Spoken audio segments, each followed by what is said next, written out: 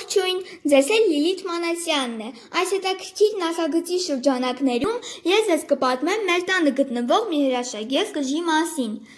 Այս կուժը նախագծել է հայ մեծանուն ճարտարապետ Ռաֆայել Իսրայելյանը։ Կժի ներքևի այս նշանը վկայում է, որ սա հենց նրա նախագծածն է։ Ռաֆայել Իսրայելյանը ծնվել է 1908 թվականին Թիֆլիսում։ Երևանի կենտրոնում կա նրան պատվին իսրայելյան փողոց։ Այս փողոցում է գտնվում Սուրբ Սարգիս եկեղեցին, որի նորոգումը 1972 թվականին սկսվեց Ռաֆայել Իսրայելյանի նախագծով։ Նրա նախագծով կառուցվել են 150-ից ավելի բնակելի, հասարակական, արտադրական կառույցներ, համալիրներ և հուշարձաններ։ Նա նաև բազմաթիվ հուշաղբյուրների հեղինակ է, որոնցից է Էջմիածնի Սուրբ Հռիփսիմե տաճարի բակում գտնվող աղբյուր հուշարձանը։ Նրա գլուխգործոցներից է Սարդարապատի հուշահամալիրը, Հաղթանակի զբոսայգում գտնվող Մայր Հայաստան թանգարանը, որի մուտքի կամարը իսկական ճարտարապետական գլուխգործոց է, ծաղկեպսակ, որի ոչ մի ծաղիկը մյուսի նման չէ,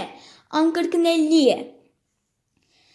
Ես անչափ ուրախ եմ, որ այս կուժը ինձ հնարավորություն տվեց ճանաչել և մեկ անգամ ևս հպարտանալ, որ հայ եմ, և որ Հայաստանը աշխարհին տվել է այնպիսի հզոր և տաղանդավոր ճարտարապետ, ինչպիսին Ռաֆայել